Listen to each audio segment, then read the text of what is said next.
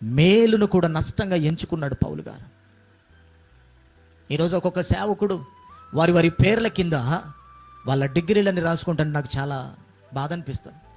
ఈ కృపావరములు కలిగిన ఉజ్జీవ వక్త, స్వస్థత వరం కలిగిన దైవజనుడు, ప్రవచన వరం కలిగిన దైవజనుడు, అవన్నీ మనకు సంబంధించినవి కావు. అవి దేవుడు తన కృపచేత వాడుకోవడానికి ఇచ్చిన గిఫ్ట్స్ అవి.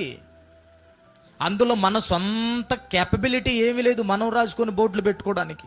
దేవుడు ఇచ్చింది అంతే. దేవునికి స్తోత్రం కలుగును గాక. ఒకసారి నన్ను పాస్టర్ గారు అడిగాడు, పాస్టర్ గారండి మీ ఫోటో పాంప్లెట్లో వేస్తున్నాం, పోస్టర్లో వేస్తున్నాం, మీ పేరు ఏమని రాయాలని అడిగాడు. అంటే నేను ఒకవేళ రెవరెండ్ ఇలాంటివి ఏమన్నా రాయాలంటానేమోనని అడిగితే నేను అన్నాను కదా, పాస్టర్ ప్రేమ్ దాస్ చాలు రాయండి అన్నా.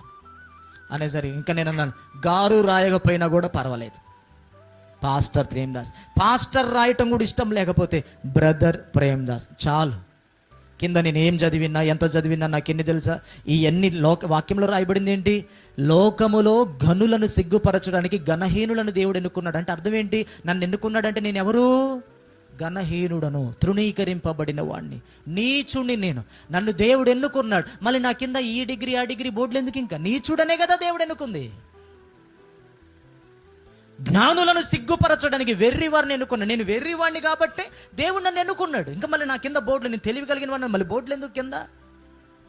విజయవాడ పాస్టర్ ఒక ఆయన ఉన్నాడు. ఆయన గారు నన్ను వాక్యం చెప్పడానికి పిలుస్తూ సాయంత్రం ఫోన్ చేశాడు, మధ్యాహ్నం పూట ఫోన్ చేశాడు. సాయంత్రం మీటింగ్కి వెళ్ళాలి.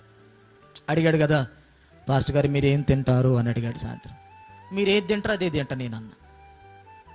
నాకు మళ్ళీ మీరు పీతలు, రొయ్యలు, ఎండ్రకాయలు ఇవేం పట్టుకురావాల్సిన అవసరం లేదు. మీరు ఏం తింటారో, మీరు బిర్యానీ తింటే నేను బిర్యానీ, మీరు కారప్పొడితో తింటే నేను కారపు. నా కోసం మీరు స్పెషల్గా ఏమీ చేయొద్దు. ఎందుకంటే దేవుని కోసం లాభాన్ని కూడా నష్టపరుచుకున్నాడు పౌలు గారు. తనకున్నదంతా వదిలేసుకున్నాడండి. తనకి సమాజంలో ఎంత గౌరవం ఉండేదో తెలుసా? చెయ్యి అనుకున్నాడంతా. ఈరోజు నిజంగా నలుగురు మన బంధువులైతే బంధువుల ముందు క్రీస్తును చూపించగలమా? మనం ఒక ఫంక్షన్కి వెళ్తే ఫంక్షన్లో యేసును చూపించగలమా?